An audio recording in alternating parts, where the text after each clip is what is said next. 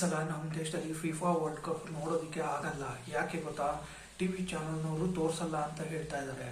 ಅವರು ಯಾಕೆ ತೋರಿಸಲ್ಲ ಅಂತ ಹೇಳ್ತಾ ಇದ್ದಾರೆ ಅಂತ ಕೇಳಿದ್ರೆ ನೀವು ಮಾತ್ರ ಶಾಕ್ ಆಗೋದು ಗ್ಯಾರಂಟಿ. ಸದ್ಯಕ್ಕೀಗ ನಮ್ಮ ದೇಶದಲ್ಲಿ IPL ಬಿಟ್ರೆ ಬೇರೆ ಯಾವ ಆಟನೂ ಅಷ್ಟೊಂದು ಫೇಮಸ್ ಇಲ್ಲ. ಜಿಯೋ ಹಾಟ್ಸ್ಟಾರ್ ಮತ್ತೆ ಸೋನಿ ಲಿವ್ನವರು ಆಲ್ರೆಡಿ IPL ಗೋಸ್ಕರ ಸಾವಿರಾರು ಕೋಟಿ ರೂಪಾಯಿಗಳನ್ನ ಹಣನ ಸುರಿದ್ಬಿಟ್ಟಿದ್ದಾರೆ. ಫಿಫಾ ವರ್ಲ್ಡ್ ಕಪ್ ನವರು $100 ಮಿಲಿಯನ್ ಇಂದ $35 ಮಿಲಿಯನ್ ಪ್ರೈಸ್ ಇಳಿಸಿದ್ರು ಕೂಡ ಇವ್ರು ತಗೊಳ್ಳೋದಕ್ಕೆ ರೆಡಿನೇ ಇಲ್ಲ.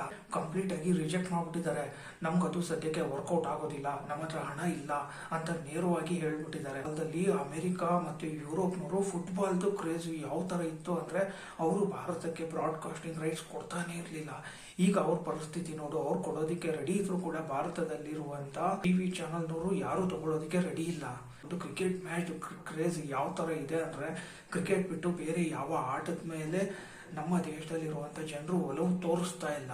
ಈ ಭಾರತದಲ್ಲಿರುವಂತ ಟಿವಿ ಚಾನಲ್ಗಳು ರಿಜೆಕ್ಟ್ ಮಾಡೋದಕ್ಕೆ ಈ ಫಿಫಾ ವರ್ಲ್ಡ್ ಕಪ್ ಮ್ಯಾಚ್ಗಳು ನಡೆದ್ರೆ ರಾತ್ರಿ 12:30 ನಡೆಯುತ್ತೆ ಅಥವಾ ಬೆಳಿಗ್ಗೆ 6:00 ನಡೆಯುತ್ತೆ. ಆ ಸಮಯದಲ್ಲಿ ಆ ಮ್ಯಾಚ್ಗಳನ್ನ ಯಾರು ನೋಡ್ತಾರೆ?